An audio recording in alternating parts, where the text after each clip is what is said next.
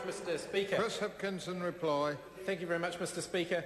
Mr. Speaker, in reply, I'd like to respond to many of the comments raised by the government, but before I do that, I'd like to extend particular thanks to Charles Chevelle, my senior colleague, who assisted me in the drafting of this bill and in bringing it forward to the House, Nanaia Mahuta, the new energy spokesperson, who I'm very much looking forward to, and David Parker, the previous Minister of Energy, who I think brought a very coherent focus to the energy and climate change portfolios, something that the current government are woefully lacking in. There is no coherent focus in the current government's approach to dealing with climate change, energy and environmental issues, and they all go hand in hand, and yet we've got Jerry Brownlee saying he's going to release a new New Zealand energy strategy, which he's been promising ever since he first became the minister, and we still have absolutely no sign of it. We've got Nick Smith running around the world saying New Zealand's committed to addressing the challenge of climate change, with Tim Grosser in tow, and yet Jerry Brownlee is back home going in the opposite direction,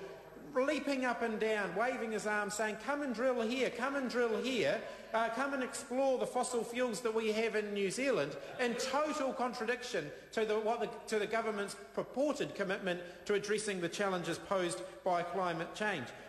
Mr. Speaker, it's absolutely bizarre that at a time when the whole world is watching to wait and see what's going on with the BP well that's gushing in the Gulf of Mexico, Jerry Brownlee is waving his hands furiously in the air, trying to encourage people to come and drill exactly those types of holes here in New Zealand before we know how to plug them, before we even know how to plug them if something goes wrong. Mr. Speaker, I want to respond specifically to comments raised by the national speakers.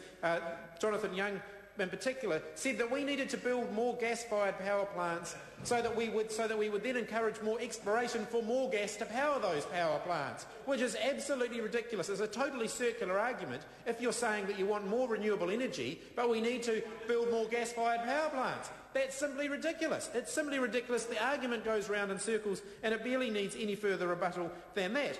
Nathan Guy clearly demonstrated that he hasn't actually read the bill, because he tried to claim that it would prevent generators from replacing non-renewables with more efficient non-renewables, and in fact that's not the case. It clearly states that there are exemptions in the bill around that.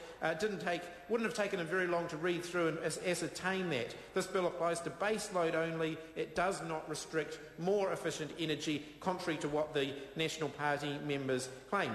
Nathan Guy said that 2009 was the highest percentage of renewable energy for some time. That could have something to do with the fact that over the last 5 years or so, the Labour government did a lot to encourage the uptake of more renewable energy sources. 426 megawatts of new renewable energy added in 2008, the last year that the Labour Party was in government, and that was well outstripped the growth in demand in that year. We brought in a lot more renewable energy under Labour's watch than was needed to meet the increase in demand. National talk about being committed as an aspirational goal to the 90% renewable energy target. Aspiration for the National Party is a bit like one of those things that you say, well, you don't really want to do it, but you know that it's popular, and you want to still have this photo opportunity so that John Key can smile and wave. They'll just commit to it as an aspirational target, despite the fact that all of their policies and all of the things that they're doing are actually going entirely in the other direction. They'll just call it aspirational, and therefore that gets them out of actually having to do anything about it. But like their aspirational goal to catch up with Australia, despite the fact that they are dramatically already pushing New Zealand in the other direction. Mr. Speaker, the oil and gas exploration companies, of course, would have expressed their reservations about this bill this legislation when it was first introduced to Parliament in 2008. Did not stop them, I would say, from continuing on. Of course they are going to talk about something that is against their financial interests, and I appreciate that this potentially is against their financial interests to some extent. Did not stop them from being in New Zealand.